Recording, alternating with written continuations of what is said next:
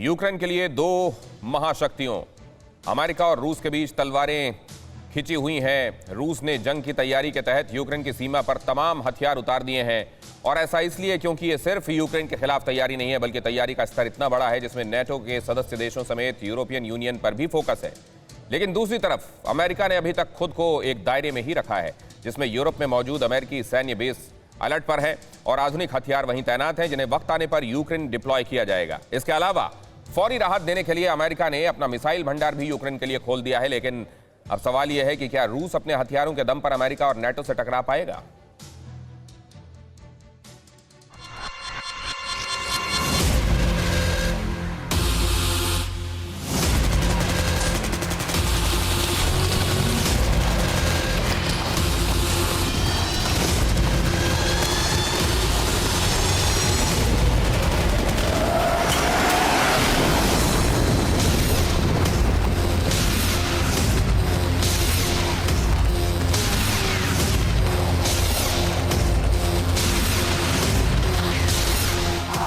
रूस और यूक्रेन के बीच बारूदी गहमागहमी ने युद्ध के अंगारों से यूरेशिया की जमीन को दहका दिया है।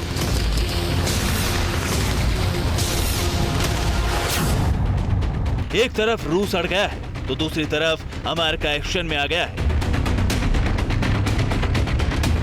रूस ने विध्वंसक हथियारों को यूक्रेन की सीमा पर तैनात कर दिया है। परमाणु बम से भरे गोले दागने वाली तोप से लेकर परमाणु वॉरहेड से लैस मिसाइल तक सरहद पर दिख रही है,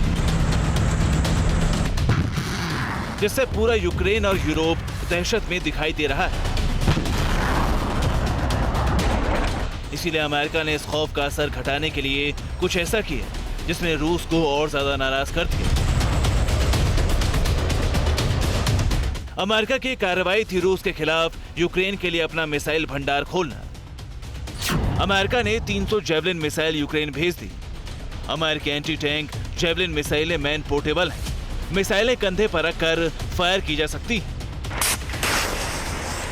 हालांकि हथियार कन्वेंशनल वॉर में इस्तेमाल होता है, इसलिए शुरुआती दौर में इसके इस्तेमाल से यूक्रेन की सेना अपने आप को कुछ वक्त तक वॉर जोन में मजबूत दिखा सकती है।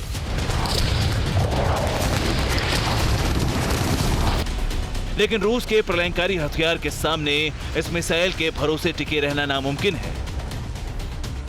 इसीलिए कुछ और हथियारों के सहारे रूस के खिलाफ जंग के मैदान से गुजरने वाली राह को मुश्किल बनाने की कोशिश हुई है। अमेरिका ने 70 टन सैन्य सामग्री यूक्रेन भेज दी है, जिसमें जेवलिन मिसाइल के अलावा ग्रेनेड लॉन्चर, गोला बारूद, स्ट्रिंगर मिसाइल शामिल हैं। माना जा रहा है कि यूक्रेन की सेना के लिए भेजी गई इस युद्ध सामग्री के जरिए रूस के सामने बड़ी परेशानी पैदा हो सकती है। हालांकि रूस ने अपने टैंक्स पर एक्सप्लोसिव रिएक्टिव आर्म्स भी लगाए हैं, जो अमेरिका की जेवलिन मिसाइलों को नाकाम कर सकते हैं। लेकिन यूक्रेन का जज्बा बता रहा है कि नाटो सेना के सपोर्ट में यूक्रेन बिना लड़े हथियार नहीं डालेगा। हालांकि इसकी हलचल बता रही है कि अमेरिका की मदद का दायरा सीमित नहीं है, इसीलिए युद्ध बराबरी का हो सकता है। रूस सरहद पर अपनी ताकत का मुजाहिरा कर रहा है, लेकिन अमेरिका ने अपना फोकस शक्तिशाली युद्ध नीति बनाने पर किया है। इस सूरत में रूस परमाणु हथियार दागने वाले प्रक्षेपार से लेकर दुनिया को तबाह करने वाले बम भी दिखा रहा है। लेकिन इनके हमलों से बचाव की तैयारी भी शुरू हो चुकी है। जिस तरह रूस ने सीमा पर S-400 तैनात कर दिए, वैसे ही अमेरिका ने अपने एयर डिफेंस सिस्टम थार्ड से यूक्रेन की ढाल बनाने का प्लान बना लिया है। लेकिन इस शील्ड में कौन किस पर है भारी, इसे समझिए।